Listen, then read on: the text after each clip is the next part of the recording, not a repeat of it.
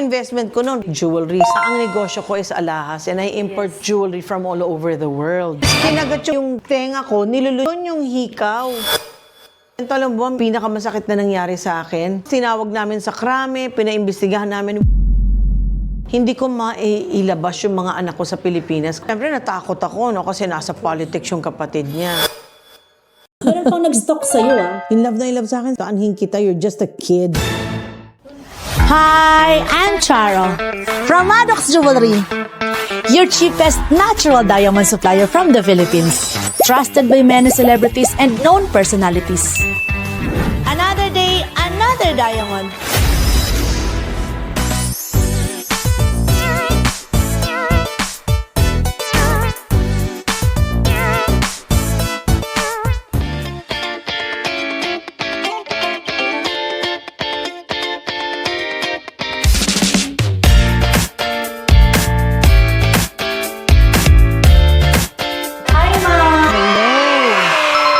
So, nasa na yung mga gingging na ganito kalaki. Ilang karats yan? Nasa 10.9. 10.9?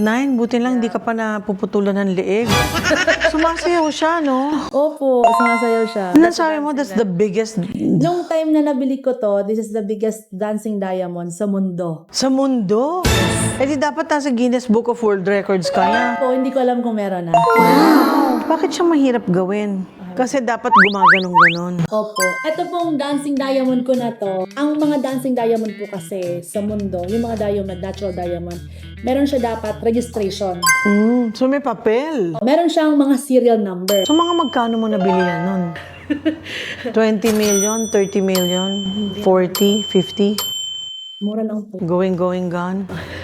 Mura lang. Mura ba yan? Kaya pala dalawa yung bodyguard mo. Eh, paano yan? Di pag naliligo ka, may bodyguard din. Hindi.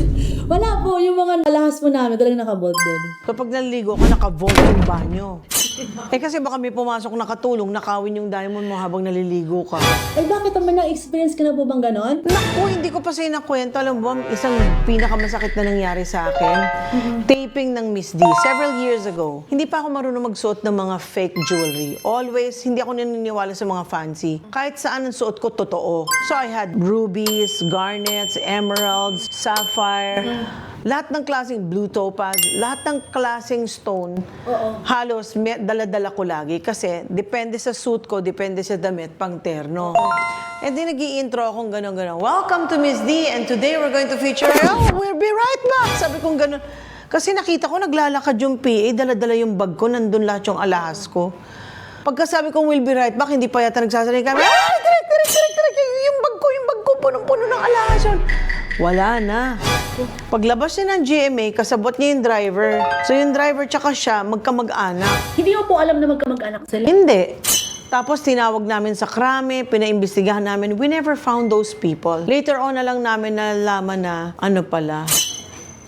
Kamag-anak pala sila ng somebody close to me. Kasi pati yung cabinet ko, Nang something close to you. basta somebody in our home palang kamag-anak niya. Anyway, pati yung cabinet ko, sinira niya yung hinge ng pinto. Even if nakalock yun, nakabolt, sinira niya yung hinge, doon niya kinuha yung mga alahas. Pati kwarto ng mga anak ko, nilimas niya na lahat ng alahas. So bago pa kami pumunta ng taping, ninakawan niya na pala yung mga anak ko, pati ako. Yun na lang yung last, yung bag, dala-dala niya. Upo talaga na ano? Lahat. Yun siguro almost 1 month kong iniyakan kasi talagang pinundar ko yun. Kasi before nga, my mom would always say, best investment is jewelry. So kumbaga, lahat ng mga naipong ko, linaligay ko sa alahas. Ang ganda namin ni Miss D. Sa TV lang po kita pinapanood dati. Eh ngayon, ako na nga nanonood sa'yo, namamangha ako. Imagine from tiga-operate ng mga traktora, ngayon nagbibenta ng diamonds. Hindi makapaniwala. At may-ari pa ng kumpanya, o Bea, may pag-asa pa. Baka next time si Bea nakaharap ko.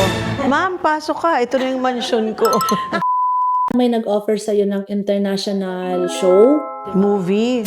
Oo. Hollywood. Oo. Ano pong nangyari doon? Eh kasi nga, kailangan kasi kung gagawin ko yung movie na yon. No, it wasn't a movie, it was a TV series with Mel Gibson. Pero kung gagawin ko kasi yon, dapat doon ako titira sa The Village sa Australia. Parang I was supposed to be based there and then magiging para bang exclusive actress ako ng company na yon. It was the company na McElroy and McElroy. Pero, hindi ko mailabas yung mga anak ko sa Pilipinas kasi binawalan ako ng ex-husband ko. Parang sabi niya, pag dinala mo yung mga bata, hindi ka na makakabalik sa Pilipinas or something na ganun. Parang, siyempre natakot ako, no? Kasi nasa politics yung kapatid niya. Oo. So, kesa naman tanggapin ko pa yung offer na yon, I chose my kids. Kasi sino ba namang nanay mo pamimigay yung anak niya, di ba? Grabe, sana opportunity mo. Diba? Baka ang salita ako na ngayon, dynamite. Sana pinayagang kandalin mo yung mga anak mo, no? So parang hit two birds. Kung ano kaya, takas ko na lang yung mga anak ko, kaya gawin ko na lang muna sandali, tapos balikan ko na lang yung mga anak ko. Kaya lang, natakot ako, baka pagbalik ko, wala na sila. Hindi na tuloy. Okay lang, marami naman din ako mga HBO movies na nagawa na I filmed here, I filmed in the States, na puro mga Hollywood stars ang kasama ko. Nung dati daw, nung meron pa ako nabasa noon, may mga show ka sa Pilipinas, pinag-aagawan ka ng mga leading man mo.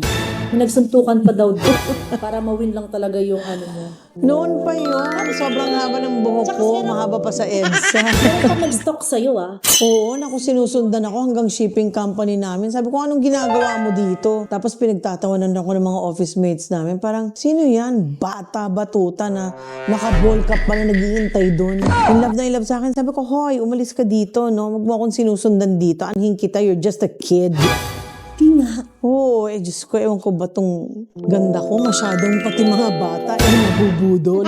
Grabe, iba talaga yung isang Miss Dina Bona. Mamahigpit ka rin po sa mga anak mo. Talaga bang dumarating sa point na nasasaktan mo yung anak mo para lang disiplinahin? Well, kasi yung disiplina namin noon, pinalulod kami sa munggo. So, Sila ginawa naman sa bigas lang naman. At least hindi munggo, mas masakit yung munggo. Tsaka kami nung kasi kapag may kasalanan talaga nakadipa kang gano'n, nakaload ka sa munggo tapos may 2 Bible sa kamay mo. Magro-rosary ka hanggang sa sinabing pwede ka nang tumayo. So di ba ngalay na ngalay ka naman pero rosary ka ng rosary. Ako naman, Ano ginawa mo sa anak mo? wala. Once lang naman nangyari kasi sinagot-sagot ako ng daughter ko. Ganun Binagyan ko nga ng tabasco yung dila niya. Tapos si Oyo naman naawa, ate, here's the sugar, eat na the sugar. Kasi para magtanda, kasi ayoko nang sinisigawan ako, tapos sinagot-sagot niya ako. Kasi sabi ko, why don't you study? No, I don't want to study. Sabi ko, why? Lola said we're rich. I don't need to study. Who told you that? Lola, we have so many houses. Ganyan. Kasi hindi niya pa naiintindihan kung bakit palipat-lipat ng house, di ba? Pupunta sa akin, pupunta sa bahay ni Vic. Tapos pupunta sa lugar ko sa Batangas, doon sa bahay ko sa Laguna, tapos babalik doon sa lugar sa Baguio, di ba? Siyempre, yung mga investment ko noon, real estate, jewelries, di ba? Oo. Yan, dami naming bahay. We have so many houses. Ganyan. I don't need to study because we're rich. Ganon na, halika dito. Di ba? Sinisigaw-sigawan niya ako. Sabi ko, you mind your words, ayaw magpasabi. Kasi nga, naging lola's girl. Tabasco ka ngayon. Di hindi na siya umulit sumagot-sagot sa akin. Nagtanda siya. Bata kami, talagang pinampapalo sa akin, sinturo na may buckle pa Tapos may latay talaga. Sabi niya, para daw makita ng madre na bad girl ka. Tapos alam mo yung pick ng belt, minsan pumasok pa yun sa legs ko. Oo, nala. Dumudugo na ng dumudugo. Kailangan tahiin kasi pumasok na sa legs ko yung gano'n yung di ba sa buckle ng belt. So kumbaga di ba, we discipline our children according to how we were disciplined. Pero ang masasabi ko lang, I think I raised my children well. Sabi mo sa akin, tuturuan mo ko kung about the diamonds na. Opo, ma'am. Sabi ko nga, di ba, paano mo malalaman ang fake diamond from the real diamond? Bakit po pala kayo gusto mo malaman? Kasi nga, pumunta ako dito dahil ang ginagawa kong role ay isang alahera. Ako si Catarina Verona, na asawa ni Michael de Mesa, na mother-in-law ni Ivana Alawi, at anak ko si Jameson Blake, na ang negosyo ko is alahas and I import jewelry from all over the world. So sabi ko, para magampanan ko yung role ng maayos, kailangan mag-immersion ako. Okay. Pumunta ako sa isang nagbebenta ng diamonds to know what the diamonds are, what the jewelries are, and to act like a real one who knows how to look at diamonds. Para ba sumipat ng ganun? Kasi malayo ba dapat o malapit? Pero Yun. una ma'am, pinakasimple. Bili ka po ng UV light. UV light. Meron ka pong sing-sing na suot. May I see? Yan. Oops. That's natural diamond. Puti na lang. Bigay ng asawa ko to sa akin. Ito po, yan, may mga blue. Yan. Bakit Ito yan? po, Parang violet. meron siyang konti. Yan, blue na nagba-violet siya. Bakit? Ang diamond po kasi, ma'am, it has the fluorescence. Ngayon po, hindi po lahat kayang i-detect nito. Kasi this is just mabilisan. Oo. Ngayon po, meron mga consideration, meron po kaming tester. Another one po is that, pag hindi mo po siya ma-determine dito, dala ka ng ganito, i-look mo po siya. Pag may nakita ka pong inclusion, yun po yung mga Mga carbon. ang carbon black. Tapos, minsan po, meron mga feather, yung parang guhit hairline, or mga parang clouds, that's natural. Hanapin mo po kung saan ka Ayun. komportable. Yun. Ayun. May mga nakikita ko mga feather. So, that's natural. Oo nga, no. Yun. Hindi kaya alikabok yun? Nakakahiya. Dapat si Katarina magaling sa ganyan. Kaya nga sabi ko, immersion eh. Dapat si Katarina. Mabaliktad pa. Ang ganda sa'yo. Wow, bagay na bagay naman sa akin, Charo. Thank you. Uubo ka. Akala hindi ko na matanggal. Paano pag hindi ko na matanggal, akin na? Siguro naman by now, meron na akong confidence na maging isang totoong alahera as Katarina Verona. Ito yung 20 karat to. This is natural. 20 carats na gold. Natural diamonds. 20 carats lahat-lahat yan. Tama na 20. So, dapat pala bawat diamond. Hindi, pero ito mas blue, yung susunod pale. Yes. Ang fluorescence po, yun yung laman ng fluorescence ng bawat bato. So, pag may blue, mataas ang fluorescence. Ito pa para sure, ilalagay mo pa rin po yun sa tester talaga.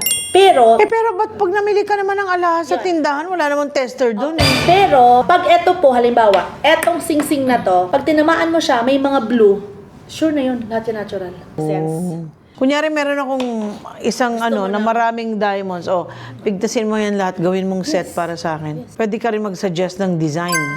Kunyari, wala akong maisip na design eh. Isipan mo nga ako ng design. Kahit anong klase pa yan, kahit gusto mong belt na diamond, I can do that. Belt? Kung gusto mo, Baka naman hatiin ang katawan ko sa dalawa, maging manananggal ako ng hindi oras. Kaya lang kasi, minsan, parang in the end, di mo naman ito madadala sa hukay.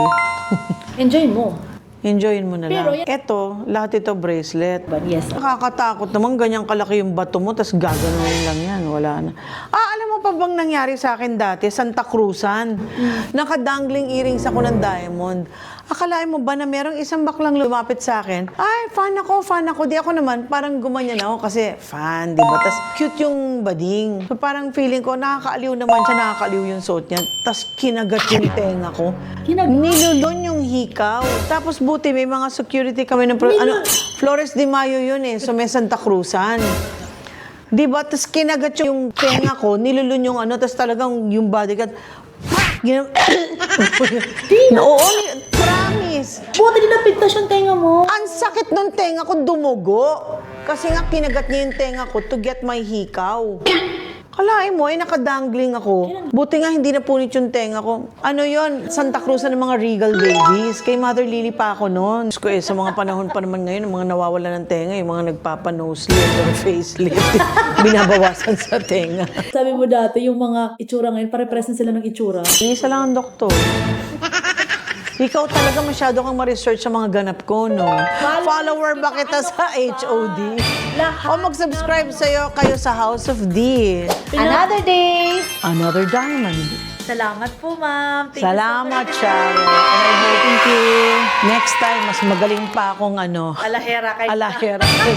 Para talagang ma-fully gampanan ko na si Katarina Verona. Diba? Thank you! Bye, everyone!